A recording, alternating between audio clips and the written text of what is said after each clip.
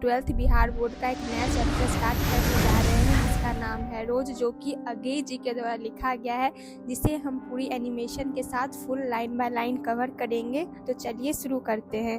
दोपहर में उस घर के सूने आंगन में पैर रखते ही मुझे ऐसा जान पड़ा मानो उस पर किसी शाप की छाया मंडरा रही हो। उसके वातावरण में कुछ ऐसा अकथ्य, अस्पृश्य किंतु फिर भी बोझिल और प्रकंपमय और घना सा फैल रहा था। मेरी आहट सुनते ही मालती बाहर निकली। मुझे देखकर, पहचान कर उसके मुरझाई हुई मुख मुद्रा तनिक से मीठे विस्मय से जागी सी और फिर पूर्ववत हो गई। उसने कहा, आ जाओ। और बिना उत्तर की प्रतीक्षा किए भीतर की ओर चली। मैं भी उसके पीछे हो लिया। भीतर पहुंचकर मैंने पूछा, वे यहां नहीं हैं? अभी आए नहीं, दफ्तर में हैं। थोड़ी देर में आ जाएंगे। कोई 1:30-2 बजे आया करते हैं। कब के गए हुए हैं? सवेरे उठते ही चले जाते हैं। मैं हूं कहकर पूछने को हुआ, और तुम इतनी देर क्या करती हो? पर फिर सोचा आते ही एकाएक प्रश्न ठीक नहीं है। मैं कमरे के चारों ओर देखने लगा। मालती एक पंखा उठा लाई और मुझे हवा करने लगी। मैंने आपत्ति करते हुए कहा, नहीं, मुझे नहीं चाहिए।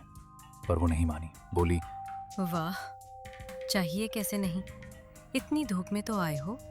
यहाँ तो। मैंने कहा, अच्छा लाओ मुझे दे दो। वो शायद ना करने वाली थी, पर तभी दूसरे कमरे से शिशु के रोने की आवाज सुनकर उसने चुपचाप पंखा मुझे दे दिया और घुटनों पर हाथ टेककर एक थकी हुई करके उठी और भीतर चली गई। मैं उसके जाते हुए दुबले शरीर को देखकर सोचता रहा, ये क्या है? ये कैसी छाया सी इस घर पर छाई हुई है? मालती मेरी दूर के रिश्ते की बहन है, किंतु उसे सखी कहना ही उचित है, क्योंकि हमारा परस्पर संबंध सखी का ही रहा है। हम बचपन से इकट्ठे खेले हैं, इकट्ठे लड़े और पिटे हैं, और हमारी पढ़ाई भी बहुत सी इकट्ठे ही हुई थी। और हमारे व्यवहार में सदा सख्य की स्वेच्छा और स्वच्छंदता रही है। वो कभी भ्रातृत्व के या बड़े छोटेपन के बंधनों में नहीं गिरा। मैं आज कोई 4 वर्ष बाद उसे देखने आया हूं। जब मैंने उसे इससे पूर्व देखा था तब वो लड़की ही थी। अब वो विवाहिता है, एक बच्चे की मां भी है।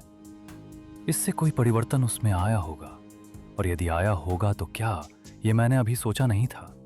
किंतु अब उसकी पीठ की ओर देखता हुआ मैं सोच रहा था, ये कैसी छाया इस घर पर छाई हुई है, और विशेषतया मालती पर। मालती बच्चे को लेकर लौट आई और फिर मुझसे कुछ दूर नीचे बिछी हुई दरी पर बैठ गई। मैंने अपनी कुर्सी घुमाकर कुछ उसके उन्मुख होकर पूछा, इसका नाम क्या है? मालती ने बच्चे की ओर देखते हुए उत्तर दिया, नाम तो कोई निश्चित नहीं किया, वैसे टिटी कहते हैं।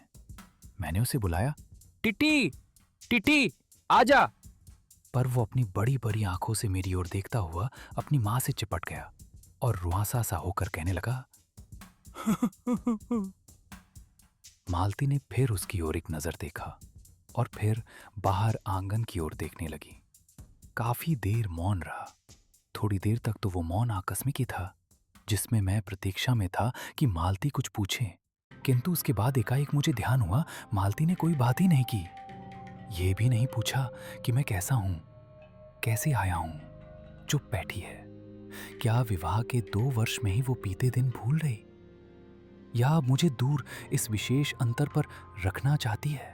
क्योंकि वो निर्बाध स्वच्छंदता अब तो नहीं हो सकती, पर फिर भी ऐसा मौन जैसा अजनबी से भी नहीं होना चाहिए। मैंने कुछ खिन्न सा होकर दूसरी ओर देखते हुए कहा, जान पड़ता है तुम्हें मेरे आने से विशेष प्रसन्नता नहीं हुई। उसने एकाएक चौंक कर कहा,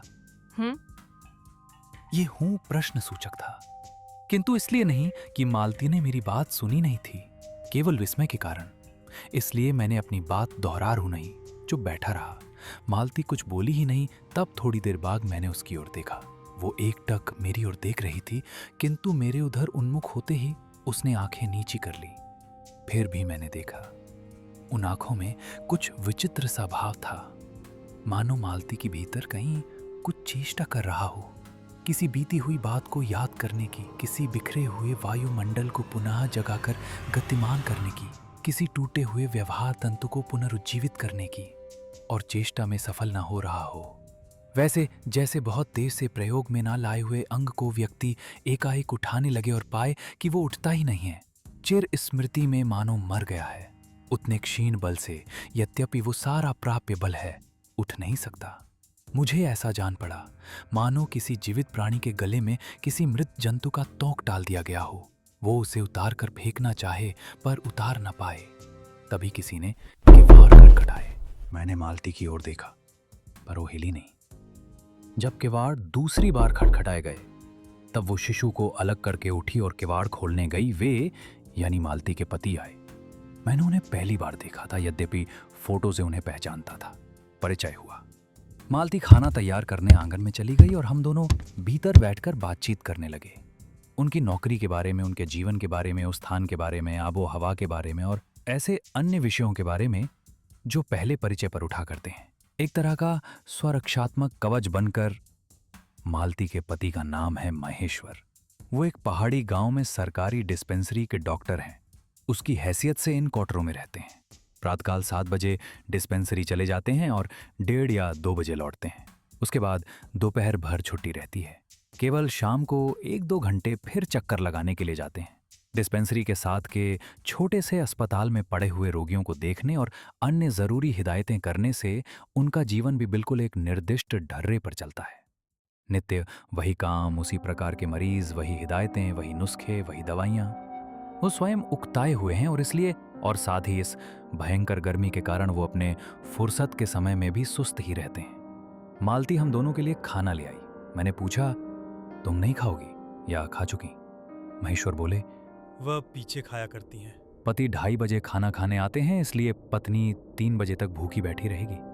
महेश्वर खाना आरंभ करते हुए मेरी ओर देखकर बोले, आपको तो खाने का मजा क्या ही आएगा, ऐसे बेवक्त खा रहे हैं। मैंने उत्तर दिया, वाह, देर से खाने पर तो और भी अच्छा लगता है। भूख बढ़ी हुई होती है पर शायद मालती बहन को कष्ट होगा। मालती टोक कर बोली, मेरे लिए तो ये नई बात नहीं है, रोज ही ऐसा होता है। मालती बच्चे को गोद में लिए हुए थी। बच्चा रो रहा था पर उसकी ओर कोई भी ध्यान नहीं दे रहा था। मैंने कहा, ये रोता क्यों है? मालती बोली, हो ही गया है चिड़चिड़ा सा, हमेशा ही ऐसा रहता है। फिर बच्चे को डांट कर कहा, चुप कर। जिससे वो और भी रोने लगा। मालती ने भूमि पर बैठा दिया और बोली, अच्छा ले, रो ले। और रोटी लेने आंगन की ओर चली गई। जब हमने भोजन समाप्त किया तब 3 बजने वाले थे। महेश्वर ने बताया कि उन्हें आज जल्दी अस्पताल जाना है। वहां 1-2 चिंताजनक केस आए हुए हैं जिनका ऑपरेशन करना पड़ेगा। 2 की शायद टांगे काटनी पड़े, गैंग्रीन हो गया है। थोड़ी ही देर में वो चले गए। मालती किवाड़ बंद कर आई और मेरे पास बैठने ही लगी थी कि मैंने कहा, अब खाना तो खा लो, मैं उतनी देर टिटी से खेलता हूँ। वो बोली, खा लूंगी, मेरे खाने की कौन बात है। किंतु चली गई। मैं टिटी को हाथ में लेकर झुलाने लगा, जिससे वो कुछ देर के लिए शांत हो गया। दूर शायद अस्पताल में ही 3 खड़के। एकाएक मैं चौंका। मैंने सुना मालती वहीं आंगन में बैठी अपने आप ही एक लंबी सी थकी हुई सांस के साथ कह रही है, 3 बज गए।